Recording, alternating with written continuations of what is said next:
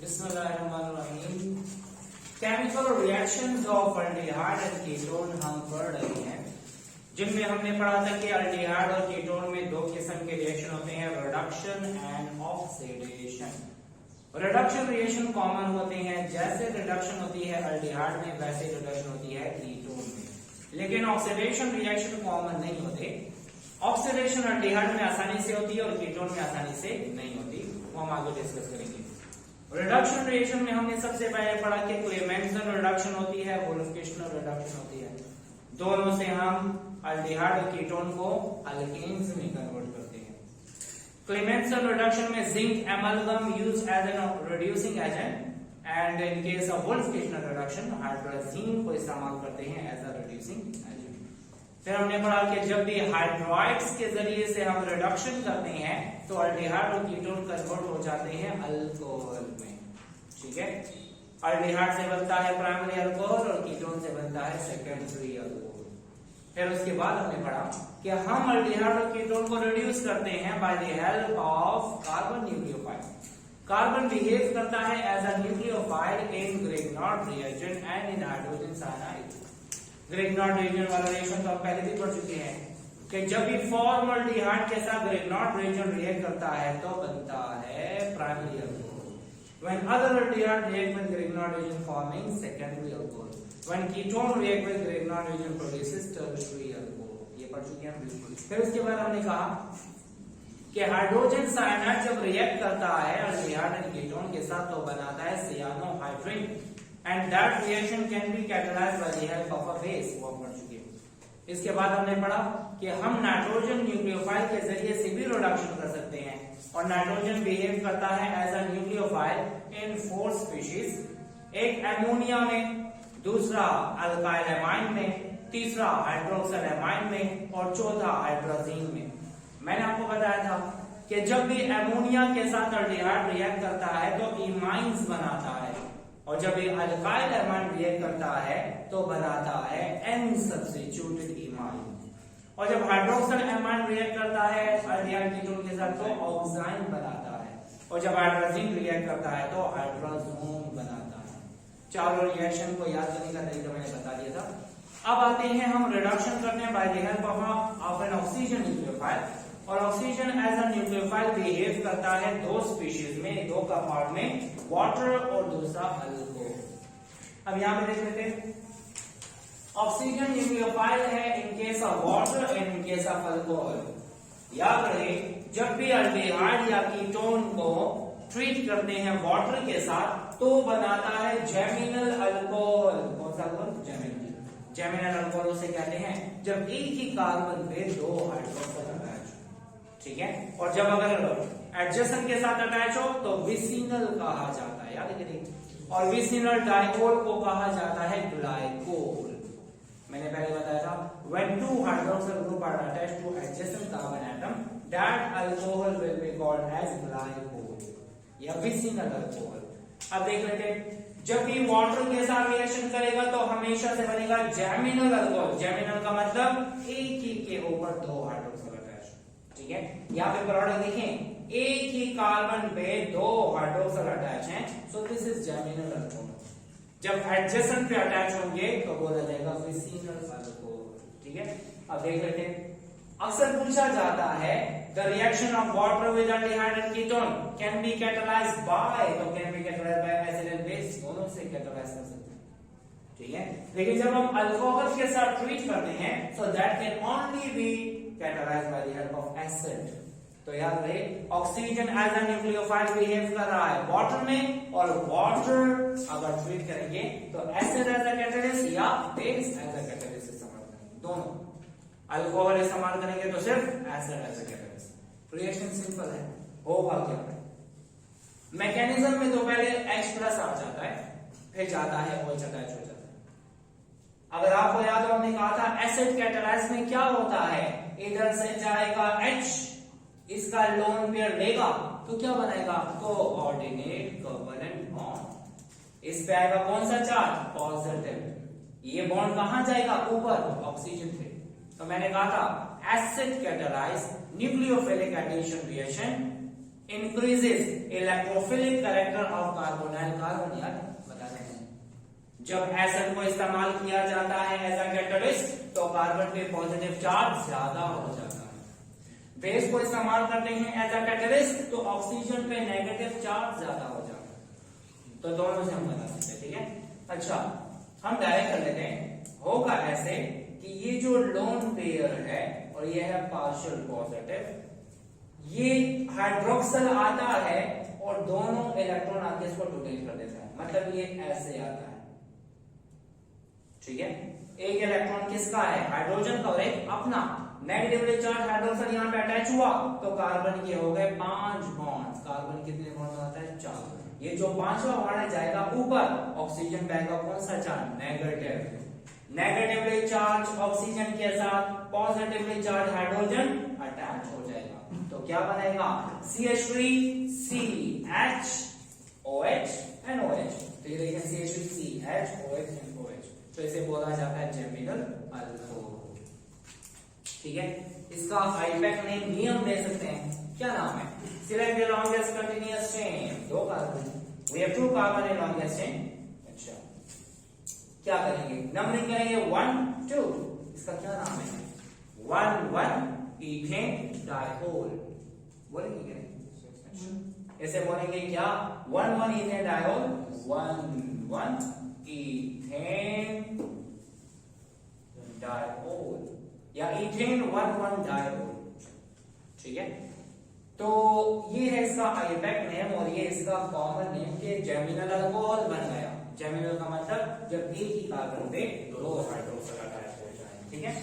तो ये है वाटर का reaction, can be catalysed by the help of acid, can be catalysed by the help of a base, ठीक है। अब आते हैं यहाँ पर, जब अल्कोहल के साथ ट्रीट करते हैं, ये बहुत इंपॉर्टेंट रिएक्शन है, अल्कोहल के साथ ट्रीट करते हैं। When we react with alcohol, when we treat alcohol with aldehyde or ketone, तो याद रहे कि ये प्रोड्यूस करता है जेमिनल ईथर। वो जेमिनल अल्कोहल था, ये क्या है? Geminal ether. जेमिनल ईथर का मतलब क्या? एक ही कार्बन पे 2 ईथर के फंक्शनल ग्रुप होंगे। चेक कर लेते हैं। अल्कोहल के साथ जेमिनल ईथर बनाता है, वाटर के साथ जेमिनल अल्कोहल बनाता है। This can be catalyzed by the help of acid and base, but this will be catalyzed by the help of acid, ठीक है। ये मैंने पूरा नहीं लिखा, can only be catalyzed by acid, ये सिर्फ और सिर्फ कैटलाइज होगा by the help of acid। अब रिएक्शन देख लेते हैं, सुने यहाँ क्या होगा ऐसे कि इस कार्बन पे है पार्शियल पॉजिटिव और इसमें है पार्शियल नेगेटिव, और इस ऑक्सीजन के पास क्या है? Lone pair of electron. होगा क्या? ये lone pair of electron donate करेगा किसको? इस कार्बन को। जब ये डोनेट करेगा उस कार्बन को तो कार्बन के हो गए 5 बॉन्ड। ये 5वां बॉन्ड कहां जाएगा? ऑक्सीजन की तरफ, और ऑक्सीजन पे कौन सा चार्ज? नेगेटिव चार्ज, ठीक है। अब मसला ये है, जब ऑक्सीजन लोन पे डोनेट करेगा तो ऑक्सीजन पे कौन सा चार्ज आएगा? पॉजिटिव, और वो ऑक्सीजन अपना पॉजिटिव कैसे खत्म करेगा? हाइड्रोजन से इलेक्ट्रॉन ले लेगा। इसके साथ क्या अटैच है? H है ना, ये अटैच है H। तो होगा क्या? इसका लोन पेयर गया इस कार्बन पे, और जब इसने इस कार्बन को लोन पेयर दिया, इस ऑक्सीजन पे आया पॉजिटिव चार्ज, कार्बन के हुए 5 बॉन्ड। 5वां बॉन्ड जाएगा ऊपर, ऑक्सीजन पे आएगा नेगेटिव चार्ज। इस नेगेटिवली चार्ज ऑक्सीजन के साथ positively charge hydrogen ion attach हो जाएगा, तो OH बन जाएगा, OR यहां पर अटैच हो जाएगा, OR यहां पे अटैच हो जाएगा, तो क्या बनेगा? CH3CH, तो CH3CH तो मैंने लिख दिया। एक है OH ऊपर और दूसरा OR यहां पे अटैच हो गया। याद रहे, जिस कंपाउंड में हाइड्रोक्सल ग्रुप मौजूद हो और ईथर का फंक्शन ग्रुप हो, ये ईथर है ना। What is ether? When oxygen is attached to 2 carbon atom. जब ऑक्सीजन 2 कार्बन के साथ अटैच होता है तो उसको ईथर बोलते हैं। याद रहे, जिस कंपाउंड में अल्कोहल का भी फंक्शनल ग्रुप हो और ईथर का भी फंक्शनल ग्रुप हो तो ऐसे कंपाउंड को बोला जाता है हेमी एसीटाल। तो याद रहे हेमी एसिटाल में एक फंक्शनल ग्रुप होता है OH का, मतलब अल्कोहल का, और दूसरा फंक्शनल ग्रुप होता है एथर का। ठीक है, so this compound will be called as hemiacetal. हो गया भी इसका। याद रहे एक अल्कोहल जब अल्डिहाइड के साथ रिएक्ट करेगा तो हेमी एसिटाल बनाएगा, और फिर दूसरा अल्कोहल दोबारा रिएक्ट करता है। दूसरे स्टेप में दूसरा अल्कोहल आया, दोबारा रिएक्ट करेगा तो बनेगा एसिटाल। देखिए क्या होगा सुने, इस कार्बन पे कौन सा चार्ज पॉजिटिव, इस पे क्या नेगेटिव होगा, क्या दानियाल। ये जो लोन पेयर है ना, ये जाएगा डोनेट करेगा इस कार्बन को, जब ये डोनेट करेगा उस कार्बन को तो क्या हो जाएगा, कार्बन के हो जाएंगे 5 बॉन्ड्स। कार्बन 5 बॉन्ड्स नहीं बना सकता, होगा क्या, इस पे कौन सा चार्ज आएगा पॉजिटिव, जैसे वहां पे आया था पॉजिटिव। ऑक्सीजन का लोन पेयर इसने दिया, इस पे आया पॉजिटिव चार्ज, ये निकालेगा क्या हाइड्रोजन आयन, इधर से जाएगा क्या OH, तो क्या बनेगा वाटर। इट मीन्स दैट इसका H इसका OH आपस में लेकर के क्या बनाएगा, वाटर बनाएगा, और ये OR इसके साथ अटैच हो जाएगा, और जब OR इसके साथ अटैच हुआ तो क्या होगा, ये भी है ईथर का फंक्शनल ग्रुप, ये भी है ईथर का फंक्शनल ग्रुप, तो एक ही कार्बन पे 2 ईथर के फंक्शनल ग्रुप हैं, तो इसको बोला जाता है जेमिनल ईथर। ठीक है, और इसका अपना नाम क्या है, इसका नाम है एसीटाल। ये है एसीटाल, इसको कहते हैं हेमी एसिटाल। अगर आपसे पूछा जाए हेमी एसिटाल में क्या होता है, एक फंक्शनल ग्रुप अल्कोहल, दूसरा फंक्शनल ग्रुप ईथर का। लेकिन अगर कहा जाए एसिटाल में क्या होता है, तो आपने कहना है 2 फंक्शनल ग्रुप एथर, और उसको जेमिनल एथर भी कहते हैं। समझ आ रही है, तो ये चीजें इंपॉर्टेंट है, ये जो मैं बता रहा हूं।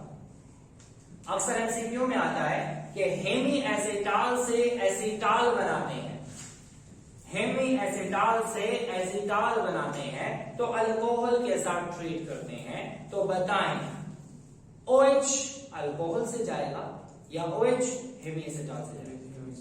तो याद रहे कि हेमी एसिटाल से OH जाएगा और अल्कोहल से H जाएगा, ये भी बातें पूछी जाती है। अच्छा ठीक है, तो ये मैकेनिज्म में इंपॉर्टेंट बात है कि when we treat alcohol with hemiacetal, hydrogen will be remove from alcohol और हेमी एसिटाल, तो अल्कोहल से हाइड्रोजन जाएगा और हेमी एसिटाल से OH जाएगा। अब एक और बात, अगर मैं अल्डिहाइड लेता हूं और उससे ये बन जाता है तो हेमी एसिटाल से, और इससे ये बन जाता है तो एसिटाल कहेंगे। लेकिन अगर मैं कीटोन ले लेता हूं तो कीटोन के केस में जब ये बनेगा तो उसको हेमिकीटाल बोलेंगे, हेमिकीटाल। और अगर उससे ये बनेगा तो उसे कीटाल कहेंगे। मैंने कहा ना कि when ketone is used, when aldehyde is used, so geminal ether will be called as acetal, and when ketone is used, then geminal ether will be called as ketol. समझ आ रही? तो याद रहे कि अगर आपसे कोई कहे कि अल्डिहाइड से हमारे पास जेमिनल ईथर बना और कीटोन से बना जेमिनल ईथर, मैकेनिज्म दोनों का सेम है, लेकिन अल्डिहाइड से बनने वाले को एसिटाल कहेंगे और कीटोन से बनने वाले को कीटाल कहेंगे। ठीक है, तो ये हुआ oxidation reduction of aldehyde and ketone bye the help of oxygen nucleophile. अब आते हैं इसके बाद अगले रिएक्शन की तरफ जो है ऑक्सीडेशन। मैंने आपको कहा कि common reaction aldehyde and ketone में रिडक्शन है, लेकिन जो कॉमन नहीं है वो क्या है, oxidation. Aldehyde can easily be oxidised while ketone can not be oxidised easily. इसी वजह से अगर आपको कोई कहे if you want to distinguish between aldehyde and ketone, तो कौन सा रिएक्शन करेंगे, ऑक्सीडेशन रिएक्शन। हम अल्डिहाइड और कीटोन को डिस्टिंग्विश करना चाहते हैं कि अल्डिहाइड है या कीटोन है, तो हम क्या करेंगे, हम ये ऑक्सीडेशन रिएक्शन वाले टेस्ट करेंगे। ठीक है, तो याद रहे कि aldehyde and ketone can be distinguished by this oxidation reaction. यहां पर लिखा हुआ है अल्डिहाइड और कीटोन को ऑक्सीडाइज किया जा सकता है। याद रहे अगर अल्डिहाइड को और कीटोन को स्ट्रॉन्ग ऑक्सीडाइजिंग एजेंट के साथ ट्रीट करें, स्ट्रॉन्ग के साथ, तो फिर तो डिस्टिंग्विश नहीं कर सकते। If we treat aldehyde and ketone with strong oxidising agent. Strong oxidising agent कौन कौन से हैं? KMNO4, Na2Cr2O7 and K2Cr2O7 and concentrated nitric acid Ag2O and Cr2O3 बाकी मेंशन। तो याद रहे, अगर आपको कोई कहे क्या हम इन रिएजेंट के जरिए एल्डिहाइड और कीटोन को डिस्टिंग्विश कर सकते हैं, तो आपने कहना नहीं। क्यों? क्योंकि ये स्ट्रॉन्ग ऑक्सीडाइजिंग है, ये एल्डिहाइड को भी ऑक्सीडाइज कर देता है और कीटोन को भी ऑक्सीडाइज कर देता है। So that's why we can not distinguish between aldehyde and ketone by these strong oxidising agents. We have some other oxidizing agent जिनको बोला जाता है mild oxidizing agent। mild मतलब ना बहुत strong ना बहुत weak, intermediate। ठीक है, तो याद रहे कि एल्डिहाइड को ऑक्सीडाइज करना आसान है, उनको ऑक्सीडाइज किया जा सकता है mild oxidizing agent से, कीटोन को ऑक्सीडाइज नहीं किया जा सकता। So that's why अगर हम mild oxidizing agent इस्तेमाल करेंगे तो एल्डिहाइड और कीटोन में डिस्टिंग्विश कर सकेंगे। ठीक है, कैसे कर सकेंगे वो देख लेते हैं। We have 3 mild oxidizing agent, एक है फेलिंग सोल्यूशन, दूसरा है टॉलन सोल्यूशन, तीसरा है बेनेडिक्ट सोल्यूशन। ये तीनों जो ऑक्सीडाइजिंग एजेंट है ये माइल्ड ऑक्सीडाइजिंग है। अगर याद रहे, अगर आपसे कोई पूछे कि how can we distinguish between aldehyde and ketone, तो Fehling test, Tollens test and Benedict test, ये तो हम पहले भी पढ़ चुके हैं। फेलिंग टेस्ट और टॉलरेंस टेस्ट को हम इस्तेमाल करते हैं टर्मिनल अल्काइन और नॉन टर्मिनल अल्काइन को डिस्टिंग्विश करने के लिए भी, and this can also be used for aldehyde and ketone. ठीक है, एक और बात पढ़ेंगे, टॉलरेंस टेस्ट को दूसरा नाम भी कहते हैं सिल्वर मिरर टेस्ट। ठीक है, आप सिर्फ इतना याद रखें कि माइल्ड ऑक्सीडाइजिंग एजेंट कौन सा है? Fehling solution, Tollens solution, Benedict solution. इनके जरिए एल्डिहाइड ऑक्सीडाइज होता है लेकिन कीटोन ऑक्सीडाइज नहीं होता। इसी वजह से हम इन 3 टेस्ट से हम एल्डिहाइड और कीटोन को डिस्टिंग्विश कर सकते हैं। Now coming to the first step, that is Tollens test. What is Tollens test? Tollens test में हम टॉलरेंस रिएजेंट लेते हैं, और टॉलरेंस रिएजेंट क्या है? सिल्वर नाइट्रेट को मिक्स किया एमोनियम हाइड्रोक्साइड के साथ। जब सिल्वर नाइट्रेट सॉल्यूशन को एमोनियम हाइड्रोक्साइड के साथ मिक्स कर देते हैं तो इसको बोला जाता है एमोनिकल सिल्वर नाइट्रेट। याद रहे, अगर आपसे पूछा जाए which one is tolerance reagent, तो आपने कहना है एमोनिकल सिल्वर नाइट्रेट, मतलब सिल्वर नाइट्रेट को मिक्स किया एमोनियम हाइड्रोक्साइड के साथ। तो जब हम इन दोनों को मिक्स कर देते हैं, इन दोनों को, तो हमारे पास एक और कॉम्प्लेक्स बन जाता है, और वो कौन सा बन जाता है? इसे बोलते हैं ये वाला कॉम्प्लेक्स, ये सिल्वर एमाइन। ठीक है, सिल्वर ये इधर से आया, NH3 यहां से आया और OH वहां से आया। ठीक है, जब इन दोनों को मिक्स कर देते हैं तो हमारे पास ये बन जाता है, इसको बोला जाता है एमोनिकल सिल्वर नाइट्रेट। ठीक है, समझ आ रही है? तो याद रहे, this is a tolerance reagent. अगर आपको कोई कहे एमोनिकल सिल्वर नाइट्रेट क्या है, तो कुछ भी हो सकता है, silver nitrate plus ammonium hydroxide, ये भी है।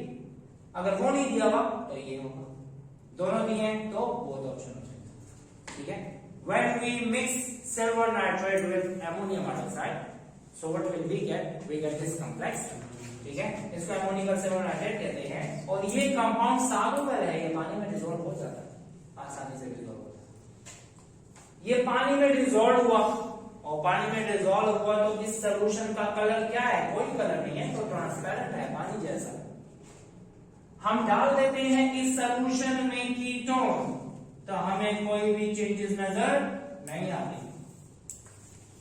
लेकिन अगर हम इसमें डाल देते हैं एल्डिहाइड,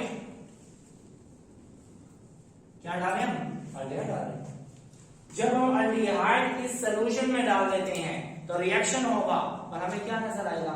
हमें ऐसा नजर आएगा कि इसकी वॉल पे, कंटेनर की वॉल पे डिपॉजिट हो जाता है सिल्वर। क्या डिपॉजिट होता है? सिल्वर। और जब सिल्वर डिपॉजिट हो जाए तो हमें मिरर की तरह नजर आता है। ठीक है, तो इसी वजह से जब सिल्वर मिरर नजर आ जाए तो हम कहेंगे जो हमने कंपाउंड डाला वो एल्डिहाइड है, और जो कीटोन डालेंगे तो हमें कुछ नजर नहीं आएगा, वो सेम टू सेम ट्रांसपेरेंट रहेगा। इसी वजह से टॉलरेंस टेस्ट को दूसरा नाम भी दिया जाता है silver mirror test.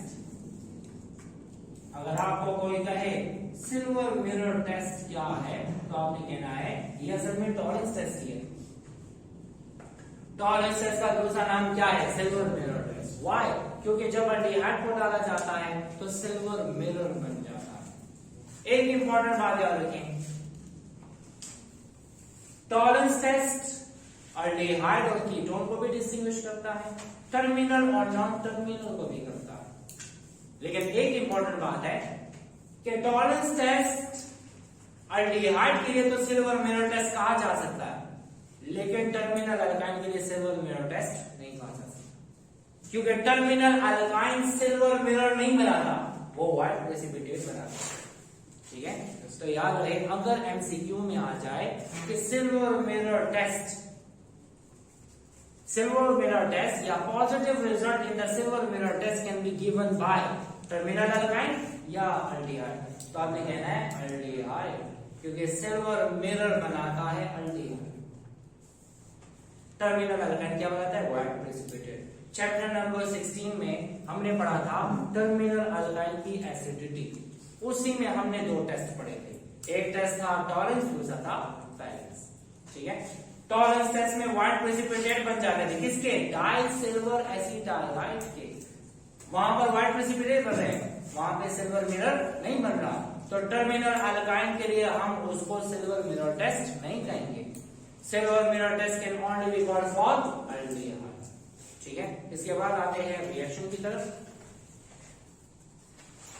Tollens test में रिएक्शन क्या होता है, मैं ओवरऑल रिएक्शन आपको बता देता हूं कि जब भी अल्डिहाइड को टॉलरेंस रिएजेंट के साथ ट्रीट कर देंगे, क्या है, इसको बोला जाता है एमोनिकल सिल्वर नाइट्रेट। ये एमोनिकल सिल्वर नाइट्रेट है, इस सोल्यूशन का कलर कुछ नहीं है, ट्रांसपेरेंट है। जैसे ही अल्डिहाइड इसमें डाल दिया जाता है तो अल्डिहाइड ऑक्सीडाइज हो जाता है, और ऑक्सीडाइज होने के बाद कार्बोक्सिलिक एसिड बना देता है, और वो कार्बोक्सिलिक एसिड बेस के साथ रिएक्ट करके साल्ट बना देता है। इसका नाम क्या है? Ammonium carboxylate. इसका नाम है एमोनियम कार्बोक्सिलेट। Ammonium carboxylate. तो याद रहे कि when aldehyde is added to ammoniacal silver nitrate क्या बनेगा? इससे बनेगा साल्ट, और साल्ट का नाम क्या है? Ammonium carboxylate. इसके साथ साथ जो सिल्वर मेटल है, सिल्वर मेटल रिड्यूस हो जाएगा। यहां पर सिल्वर पे चार्ज है +1, यहां पर है -1 OH, एमोनियम पे क्या है? 0, ओवरऑल क्या है? 0। ठीक है, मतलब यहां पे सिल्वर +1 है और यहां पर सिल्वर 0 है, मतलब 0 ऑक्सीडेशन स्टेट का। यहां पर सिल्वर रिड्यूस हो गया, और जब सिल्वर रिड्यूस हुआ तो एलिमेंटल फॉर्म में कन्वर्ट हो गया। और मेटल कैसे होते हैं? सिल्वरी व्हाइट होते हैं। जैसे हम मरकरी को देखते हो तो कैसे है? सिल्वरी व्हाइट है ना। वो जो मेटल है वॉल ऑफ कंटेनर के साथ डिपॉजिट हो जाएगा और हमें मिरर जैसा नजर आएगा। इसी वजह से हम कहते हैं कि जो मिरर बना है वो असल में सिल्वर मेटल का बना है, इस वजह से इसको बोला जाता है सिल्वर मिरर टेस्ट। कीटोन को हम ऑक्सीडाइज से नहीं कर सकते। Ketone do not react with ammoniacal silver nitrate solution. ठीक है, there will be no change in solution of Tollens reagent when we put ketone in it. जब इसमें हम कीटोन डालते हैं तो कोई चेंज नहीं है, लेकिन अल्डिहाइड डालते हैं तो aldehyde can easily be oxidise. क्यों? क्योंकि अल्डिहाइड में कार्बोनाइल कार्बन के साथ हाइड्रोजन अटैच है, हाइड्रोजन की वजह से वो इजीली ऑक्सीडाइज हो सकता है। ठीक है, अब आते हैं फेरेंस टेस्ट की तरफ। फेरेंस टेस्ट क्या है? याद रहे फेरेंस टेस्ट और बेनेडिक्ट टेस्ट दोनों तकरीबन एक जैसे हैं। हमें चाहिए क्यूप्रिक आयन। क्यूप्रिक आयन क्या है? Cu+2 क्यूप्रिक आयन चाहिए। हमने पढ़ा था क्यूप्रिक और क्यूप्रस। OUS आता है तो +1 होता है, क्यूप्रिक IC आता है तो +2 होता है कॉपर में।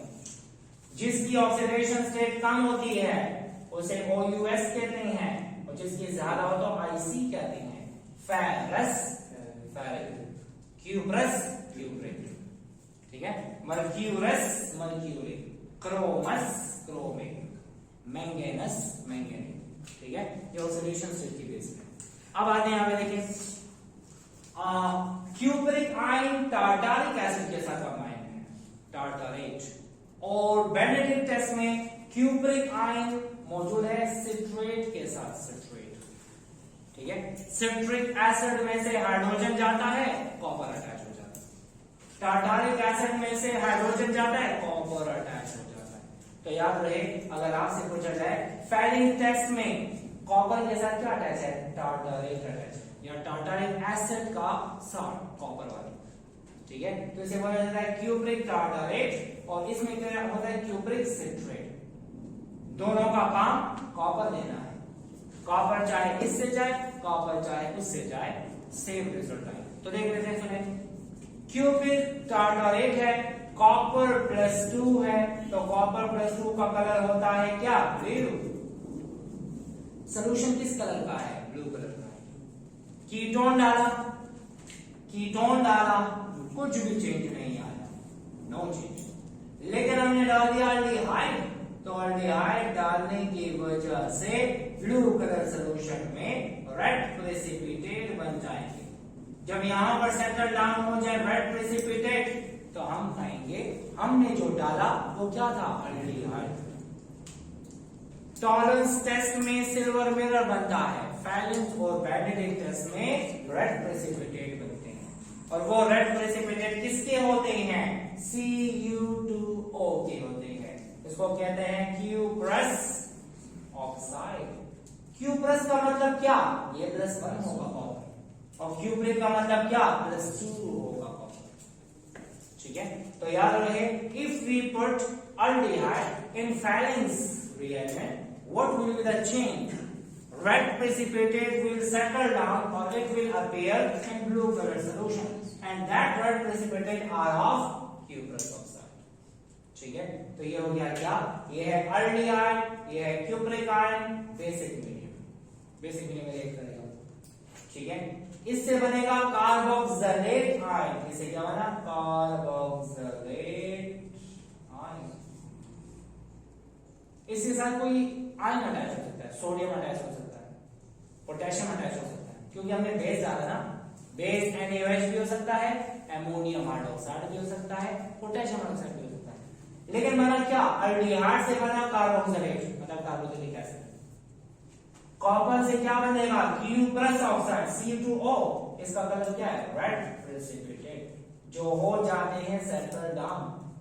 जिसके साथ एरो नीचे लिखा जाए मतलब वो प्रेसिपिटेट हो गया, जिसके साथ एरो ऊपर जाता है मतलब वो लिबरेट हो गया। लिबरेट का मतलब गैस की फॉर्म में निकल गया, ठीक है। तो आप जैसे याद रखने के फेलिंग्स टेस्ट में रेड प्रेसिपिटेट और टॉलरेंस में सिल्वर मिरर बनता है। Same is the case for Benedict solution, तो बेनेडिक्ट सॉल्यूशन में सिर्फ रिएजेंट चेंज है, बाकी मैकेनिज्म सेम, प्रोडक्ट भी सेम है, क्यूप्रस ऑक्साइड यहां पर भी बनेगा, वहां पर भी बनेगा। अक्सर एमसीक्यू में आता है, ऊपर लिखा हुआ कौन से वाले टेस्ट के जरिए हम ग्लूकोज को मालूम करते हैं, ब्लड में और यूरिन में। तो ब्लड और यूरिन में हम ग्लूकोज को मालूम करते हैं by the help of Fehling's test, कभी कभी बेनेडिक्ट टेस्ट भी होता है, ठीक है। एस्टिमेशन मतलब अमाउंट मालूम करते हैं। Which test is used for the estimation of glucose in blood and urine? That is Fehling's test. Clear हो गया? अच्छा, ये हो गया बेनेडिक्ट और फेलिंग्स एंड टॉलरेंस, ये हो गया ऑक्सीडेशन ऑफ एल्डिहाइड। अब आते हैं, अगर हम कीटोन को ऑक्सीडाइज करेंगे तो क्या बनेगा। ये केपी बुक में रिएक्शन थोड़ा गलत है, तो आप जरा ठीक कर लें। आप यहां पे देख लेते हैं, सुने,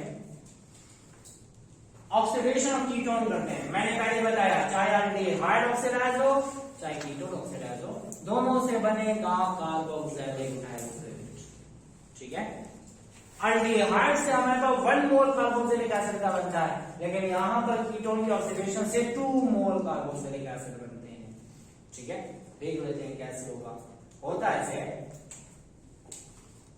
कि व्हेन दिस एसीटोन, कीटोन है, जब कीटोन को ट्रीट करते हैं KMnO4 के साथ तो क्या होगा? सिमेट्रिकल कीटोन में तो कोई मसला नहीं, ये सिर्फ बात पूछी जाती है कि अगर सिमेट्रिकल कीटोन नहीं है, अनसिमेट्रिकल है, तो क्या होगा? एक कार्बन के साथ कार्बोनाइल जाएगा और दूसरे कार्बन से भी कार्बोक्सिलिक एसिड बनेगा। तो देखें दानियाल, कितने कार्बन है ये? 2, तो 2 कार्बन वाला कार्बोक्सिलिक एसिड बनेगा। कितने कार्बन है? एक कार्बन वाला भी कार्बोक्सिलिक एसिड बन जाएगा। आपकी ये केपी बुक में लिखा हुआ है कि C सिंगल बॉन्ड C, एक से कार्बोक्सिलिक एसिड बना, दूसरे से कार्बन डाइऑक्साइड वाटर बना, वो ऐसे नहीं है। अच्छा, असल में इन दोनों से बनेगा कार्बोक्सिलिक एसिड, एक से भी बनेगा और दूसरे से बनेगा। जिसके साथ कार्बोनाइल है तो टोटल कार्बन कितने हो गए? तो टोटल कार्बन कितने? 2। तो 2 कार्बन वाला कार्बोक्सिलिक एसिड क्या नाम है? Acetic acid. और एक कार्बन वाला कार्बोक्सिलिक एसिड फॉर्मिक एसिड। तो आप अपनी बुक में करेक्ट कर ले, ये ठीक रिएक्शन। अगर अनसिमेट्रिकल होगा, अगर क्या होगा? अनसिमेट्रिकल। क्या होगा? अनसिमेट्रिकल। मतलब देखिए ना, कार्बोनाइल के इधर मिथाइल है, कार्बोनाइल के उधर क्या है? इथाइल। तो ऐसे केस में कार्बोनाइल कार्बन उस अल्काइल के साथ जाता है जहां पर कार्बन एटम कम होंगे। ठीक है, अगर आपको कोई कहे इससे कौन से वाला बनेगा, इससे कौन से वाला बनेगा, तो अगर आप अपने तरीके से करते हैं तो आप एक बनाएंगे प्रोपानोइक एसिड और एक बनाएंगे इथानोइक एसिड, या मतलब एसिटिक एसिड और 3 कार्बन वाला एसिड। लेकिन असल में ऐसा नहीं बनता, इसमें ऐसा होगा, इसमें 2 कार्बन, इसमें 1 कार्बन। कार्बोनाइल जाएगा उस कार्बन के साथ या उस अल्काइल के साथ जिसमें कार्बन कम होंगे। इसमें कितने कार्बन? 1, इसमें 2। ये इसके साथ जाएगा तो कितने कार्बन वाला कार्बोक्सिलिक एसिड? 2 कार्बन। और यहां पर कितने कार्बन है? 2, तो 2 कार्बन वाला कार्बोक्सिलिक एसिड। अगर आप अपनी मर्जी से करते हैं तो आप अपनी मर्जी से कैसे बनाएंगे? गलत बन जाएगा। CH3 CH2 C double bond O CH2। अगर मैं कार्बोनाइल को उसके साथ लेके जाता हूं तो ये तो 3 कार्बन वाला कार्बोक्सिलिक एसिड बन जाएगा, लेकिन ऐसा नहीं बनता। और इससे क्या बनेगा? Formic acid. तो अगर आप कहेंगे ये बनेगा तो आपने कहना है नहीं, ये प्रोडक्ट गलत है। समझ आ रही मंजर? अगर कार्बोनाइल के को ज्यादा कार्बन के साथ कंबाइन करते हैं तो ये तो प्रोडक्ट चेंज आ जाएगा। ठीक है, मतलब इससे प्रोपानोइक एसिड और फॉर्मिक एसिड बनेगा, लेकिन एक्चुअली इसकी ऑक्सीडेशन से 2 मोल बनते हैं एसिटिक एसिड के। ये कार्बन है जिसमें कार्बन एटम की तादाद कम होगी, वो वाला कार्बोनाइल के साथ जाएगा। ठीक है, इसमें कम है तो कार्बोनाइल के साथ जाए तो क्या बना है? एसिटिक एसिड 2 मोल बना। अब यहां पर देख लेते हैं, ये भी सिमेट्रिकल है, अपनी मर्जी। तो क्या होगा देख लेते हैं। इसमें अगर हम ऐसा करें, इधर भी 2 कार्बन, इधर भी 2 कार्बन, एक को इसके साथ लेके जाएं तो क्या बनेगा? 3 कार्बन वाला कार्बोक्सिलिक एसिड। और इससे कितने कार्बन है? 2, तो 2 कार्बन वाला कार्बोक्सिलिक एसिड। तो एक बनेगा। अच्छा, इसको बोलते हैं एसिटिक एसिड। इसको क्या कहते हैं? Propanoic acid. और ये है एसिटिक एसिड। ठीक है, so this is all about oxidation of ketone और चैप्टर इससे कंप्लीट हो गया। Thank you.